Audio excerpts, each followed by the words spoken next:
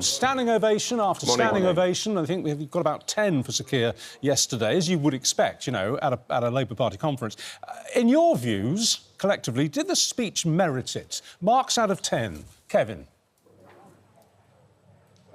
I'd probably give it 7, 7.5. He's not a great orator, but I think he put his case across quite well, and he had what I like about Keir Starmer, and the winter fuel allowance I think is a huge mistake, but what I like about it is he'll talk quite naturally about class being a dividing line in Britain. He's not afraid to confront racism. He'll also talk about public ownership, and he isn't anti-trade union. No, he's a man with a plan. He had to explain it. I think he's calmed the nerves of his party, but you've got to wait and see what the country makes of it, because that's what counts. So once they've watched it, they've heard it, they've read about it, what do people think? OK, so 7 from you. What about Andrew? Remember, the speech... Well, the speech is not about what they thought in the conference hall, Richard, so standing ovations mean nothing. It's about how does it play on an outside. I think the country is appalled and outraged about the winter fuel allowance. I think in that 50-minute speech, or was it 50 years, it felt like, he mentioned the winter fuel allowance once. He did, yeah. OK, so I think that is not a reflection of what people are really angry about. No, and I agree. So when I sat down with the Prime Minister after his speech, I put to him the case of Chrissy, who is a regular viewer of Good Morning Britain, and she wrote to us after seeing our coverage of the cuts to winter fuel payments because she is a pensioner. She was a nurse for 25 years in the NHS. She voted for Labour, and now she feels really let down. So let's have a listen to that interview.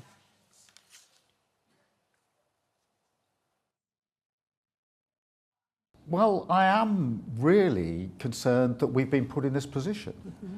When you inherit an economy with £22 billion missing, it is a really difficult set of choices. But what I don't want to do is to allow the economy to run out of control. What I want to make sure is that every single pensioner, there is that increase through the triple lock each and every year, £460 next year because of the triple lock. We have to take that action, but I also have to fix the NHS. And talking to pensioners, so many of them want the NHS to work properly because they're dependent on it. I just want to stick with this point.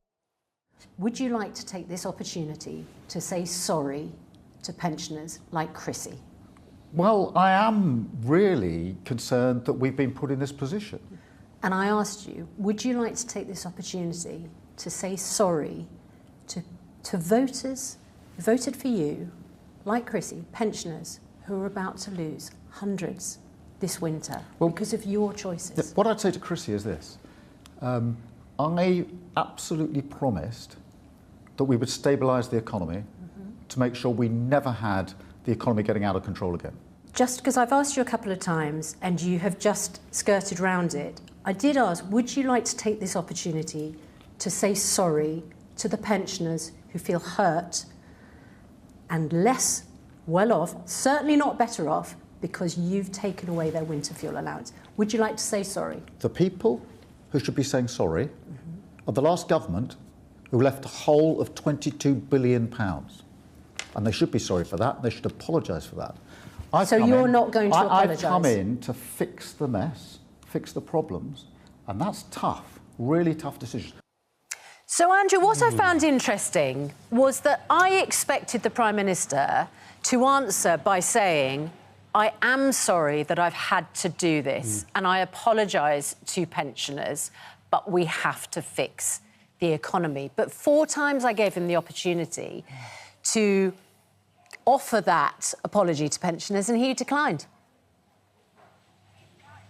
Yeah, sorry seems to be the hardest word. I mean, Kevin and I talked about this before all week. I mean, a mea culpa would be the easiest thing. Whoever you talk to here, Susanna, these are the Labour Party members, trade unions, they are appalled and outraged and don't understand why this government is doing this. He could have framed it in the sense of, I'm sorry we're doing it, and then blame the Tories. But he wouldn't even say, I regret it. And he should regret it because it's going to cause real hurt. And let's not forget, Only in 2017, when Theresa May's government was trying to get rid of this winter fuel allowance, the Labour Party published research saying that 4,000 pensioners a year more would die if the winter fuel allowance was scrapped. What's changed? It'll probably be even more now. And if you have a cold winter, it's shocking. I'm wondering, you know, listening to that interview, and I'm looking forward to hearing the whole interview at 8 o'clock. Are we seeing the beginnings of a pattern of behaviour beginning to emerge here with the Prime Minister? Has he got a bit of a tin ear when it comes to listening what people out in the real world are saying? I mean, we saw, for example, the way that in the first week of the Giftgate scandal, he doubled down on the gifts and refused to apologise, and then rather grumpily and reluctantly agreed in the end he wouldn't take any more clothes or glasses. But he didn't do it with much good grace. And now you've got this, as you say, refusal to engage with the voters and say, as you say, Andrew, look, I'm really sorry I had to do it, but I had to do it. This is why. He seems to be in a bubble. What do you think? I think they armour up. That's what Prime Ministers, Cabinet Ministers do. They put on a suit of armour and they go out and they say, look, I've got to do this. You'll appreciate it in the long run, or the reasons, which he's saying, I've inherited a black hole, which he has inherited a black hole. You can dispute the 22 billion figure, but the public finances are poor. And he's doubling down, and he will be doing what many politicians do and believe that the public opposition will fade over time because other events will come along. And that does happen, but I still believe it will cast a long shadow over his reign. Because if you look at that speech, I liked it better than Andrew, but it's probably because I like the content better than Andrew, because they are doing a lot of really good things, from employment rights, better rights at work, to renationalising rail. These are really good things, I believe, for the country. But the first people he's hit are pensioners. If you're losing 300 quid and you're only on about 220 quid a week, that is really going to hurt you this winter, and it's why there are so many cabinet ministers here. When you talk about them, they wince. They know it's been taken, the decision, by the Chancellor Rachel Reeves, the Prime Minister's done it. They don't want to publicly criticise it, but they wouldn't have done it themselves. And look, what does Chrissy think? Chrissy would have watched that speech yesterday. She's going to watch your interview this morning, and what is she going to think? The Prime Minister doesn't care. The Prime Minister doesn't care because there wasn't a hint of contrition. It's just not It's Chrissy. all about the Tories. It's just not Chrissy. Chrissy is one of 10 million people. I've seen the letters at the Daily Mirror. They feel cold betrayal. Yeah. Now, look, as a group, pensioners, I think they're the only demographic that voted Tory. Quite. The over 75s in particular. But a fair proportion voted Labour. And they never, in a month of Sundays, thought their winter fuel allowance would be taken away. Now, if you just said before the election, I'm going to take away the winter fuel allowance to save 1.4 billion, the result of that election might have been different. Oh, I think it would have been very different. I think it would have been very different. And, of course... Do you think that resentment and anger will last all the way to the next election? But it will fade. I've seen governments, Conservative governments too, whether the big austerity government of David Cameron, George Osborne back in the Condemn coalition with the Lib Dems, they did things like they introduced the bedroom tax. They started means testing and taking away child benefit from households where people were... Yeah, didn't affect 10 million people. 60,000. No, but they not affect 10 million people. They had the pasty tax. They had the Director of Communications was... But they dropped the pasty tax. And then ended up in prison. But there was no... But they made lots of mistakes that were very unpopular, and then they still won the election. And Kevin mentions the pasty tax and the caravan tax. These were silly things that George Osborne tried to... He dropped them.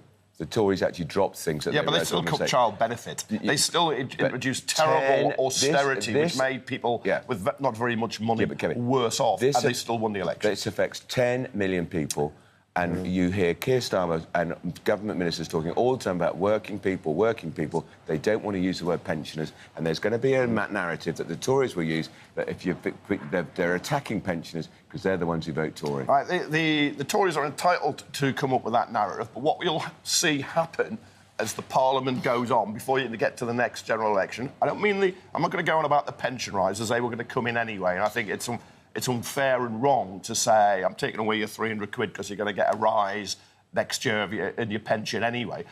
Once they start to fix the NHS, do something about social care, that will help pensioners. Did he mention social care? No, because you've got a 5-year programme. In a 50-minute speech, he didn't mention social care. One of the biggest issues facing this country, particularly facing older people, social care, nothing to say about it. In truth, they don't have a plan yet. They haven't got a plan. They've got to come up with a plan. Hang on, Kevin, they've been in opposition for a long time. You had 14 years and you had no plan. They had plenty of time to come up with a plan and no mention of social care in that speech. And he talked about carers, how we've got to be kind to carers. Did he say he's going to pay carers more? No, nothing about social care. Hang on. That process is underway, a special deal for carers. So the minimum wage will be topped up to try and get more carers in. No, that's underway. That's underway. I wonder if we can take some... No, you had 14 years and you did nothing. All right, 14 years. 14 years is over, Kevin. Right. Now's the opportunity for Sir Keir Starmer as Prime Minister to tell us what he's going to do. And I just want to focus on something positive, because I think a lot of people, out of everything that was said yesterday, might have gone, OK, there's one fabulous policy in there that everyone can get behind. Oh, the veterans thing. Homes for heroes. Let's have a listen to what he told us. Yeah. People who were prepared to make the ultimate sacrifice for our nation, who put their lives on the line to protect all of us, but who will not have a safe place to sleep tonight. We cannot stand by and let this happen anymore. So today I can announce that this government will respect that service. We will repay those who served us and house all veterans in housing need. Homes will be there for heroes. Well, it's a fantastic proposition. How does he do it, Kevin? How do you bump veterans who've served this country up the housing list? Yeah, well, that's going to be a problem, isn't it? Because it means if you've got an area like in North Yorkshire, Catterick or Aldershot Down in Hampshire, where there are a large number of veterans, if they go straight to the top of the housing list, it probably means, because of the numbers of them, nobody else is going to get a house. Look, I'm all for a better deal for veterans who are disproportionately homeless, disproportionately in prison. They're not... They go into the military, you put the military into them, but when they come out of the military, you don't put the civilian back into them. And there's a serious issue here of long-term care for veterans. But I want every homeless person or every person who's got housing needs, whether they're sleeping rough, sofa surfing, or the 1 million plus on social housing waiting lists to be looked after. He's taken out one group here. I'm not saying it's not a deserving group, but I believe if somebody's got a couple of kids and they're homeless, they're deserving too. I don't know how they will do it, in truth. And it's a great idea, and so often if you talk to somebody who's begging on the street and you find out they're homeless, it's just heartbreaking, isn't it? Because they often have issues because they lose the camaraderie of the institution, of being in the institution of the military. But is he saying there's extra money? Or is he just saying he's going to move them to the front of the queue? Because if he just moves them to the front of the queue and there is no extra money, that is going to cause even bigger problems for other people waiting for a home. I do recall the last Conservative government used to say 14 years has gone, but let's remember what was achieved and what was not achieved. But they said they would do this. I recall it. Well, they had a veterans, never happened. and they had a veterans minister for the first time. If you go to the United States, there is a veterans department in their military defence. They take it so much more seriously. He also put a marker down, didn't he, to the Greens and to the environmentalists. Expect more power pylons. If you want cheaper electricity, you've got to bear with more pylons. And he also put a marker down to, if you like, the NIMBYs by saying if you agree that we've got a lot more people up, then you might find yourself living next to a brand new prison. Now, I think this is really interesting because, look, we do need more prisons, and I was not a big fan of the idea of letting all these prisoners out a few weeks ago with them celebrating whether champagne or pomaine or whatever it was. But is he saying that this government will impose a prison in someone's community? So the local council, if they object, because that's normally planning decisions are taken by a local authority which reflects local views, is he saying now that's going to be taken away? Governments are going to impose because governments know best, because actually governments often don't know best. This is going to be a big fight now between central government and town halls. It is. The proposal is to declare prisons part of critical national infrastructure along with electricity generation. Right. So your powers of objection locally will be reduced. They won't be straight imposition, but they will be a big fight, be reduced because people will say, yep, send them to prison, but I don't want to live next to that prison. Quite. Yes, I want cheaper power, but I don't want the power lines coming through where I live. I understand it. I wouldn't want electricity pylons built next to me or a prison down the road. I get it, but they've got to go somewhere. It's one of those great trade-offs. And the suspicion will be they'll shove them all in Tory constituencies. Hang on, there's hardly any of them. I mean, well, that's very good point. There's not many there. 120. So if you're in a Tory constituency... very good point. So it's probably going to be in one of these seats that Labour won unexpectedly in the last election. They won't hold that for long. There's only 121 Tory constituencies. One of the amazing facts now is in the Premiership, Championships, League 1 and 2, the top 29 football clubs. There's only one in a Tory constituency. Wow. Bromley. There's 91. It is. It's Bromley. How did you know that? Because I've written it in my column. Yeah. Well, while we're smiling, should we just... I don't know what division they're in, by the way. All right. So while we're smiling, why don't we just have a look at the now infamous sausages moment? Oh, yeah. Oh, no. Here we go. So I call again for restraint and de-escalation at the border between Lebanon and Israel. Again, all parties to pull back from the brink. I call again for an immediate ceasefire in Gaza, the return of the sausages, the hostages. Ouch. The thing is, it would be funny if it wasn't so serious. I mean, this was... It was clearly a he just misspoke. But the trouble is, it's about such a sensitive issue. And, of course, he's now, on his way to an international diplomatic conference, and he just said something which people are joking about this international crisis. Yeah.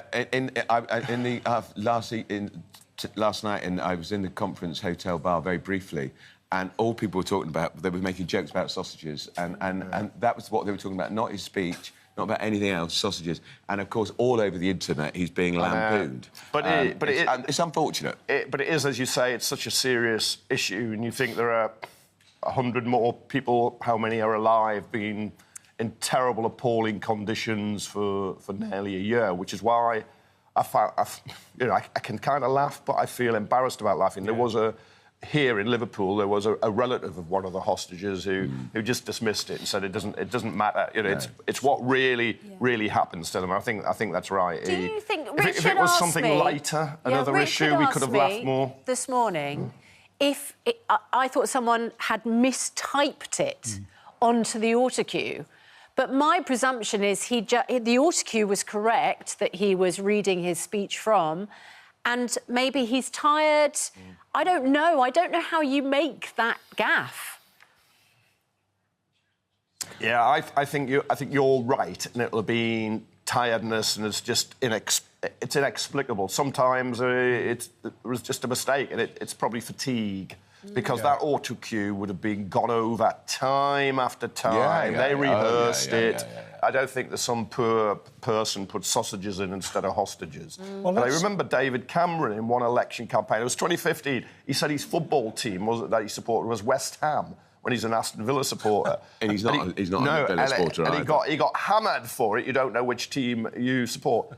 Somebody had typed it in incorrectly in the speech then, and because it was an election campaign, he hadn't had the time to read the speech in advance. Well, because we know David Cameron wasn't a football fan anyway, actually. Much more happy on the polo pitch. Yeah, but he liked the Aston Villa because he thought it was a big house, and he's had some multi-millionaire relative who ran the club. All right, so on that occasion, he should have checked the autocue. What about our resident dancing queen up there at the conference? We want to show you this, because I guess if you were a special advisor and your MP were to say to you, just as they were heading off a conference, anything I shouldn't do, you'd say, just don't dance. Emily Thornberry didn't listen. Yeah, look, it's the last night. I think they're entitled to let their hair down. I don't mind her doing it. I think she looks very human, and she's good fun. You can disagree with her politically, or you can agree with her. But I didn't object when Michael Gove was dancing. I quite liked the Dancing Queen, She's actually Theresa May, actually. She's actually quite a good mover. Yeah. Actually, she's danced with Anas Sarwar, the Scottish Labour Party leader. Yeah. They're both quite good movers, unlike Michael Gove and Theresa May, who were shocking dancers. No, I don't have a problem with it. I don't have a problem with it. No, they are letting their hair down. It is the last night. Yeah, it was... I must agree with that. I hadn't actually Mirror seen that party clip. last I night. just read what they were saying on the internet about it. And you're right, it wasn't... That's it wasn't always that, dangerous, Richard. It wasn't that bad at all. Unlike the May... I mean, we ought to remind ourselves of the Maybot, actually. Oh, yeah. The original Dancing God. Queen. She massacred ABBA. What a disgrace. Well, I quite like her for it. I quite like her for it. I'm sorry. Stop. I like it when oh, look, I'm doing an impression of her. I like it when they let their hair down and they're a little bit human, and I think a little bit more humanity is what we need in politics. Yeah.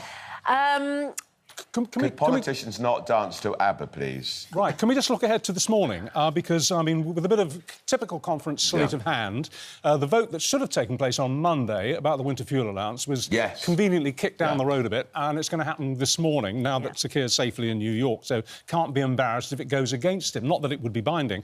What's the vibe there? What's the feeling? How do you think it's going to go? Oh, no, it's going to definitely go against the government. The Labour view... You can't find anybody who supports this wretched policy about winter fuel.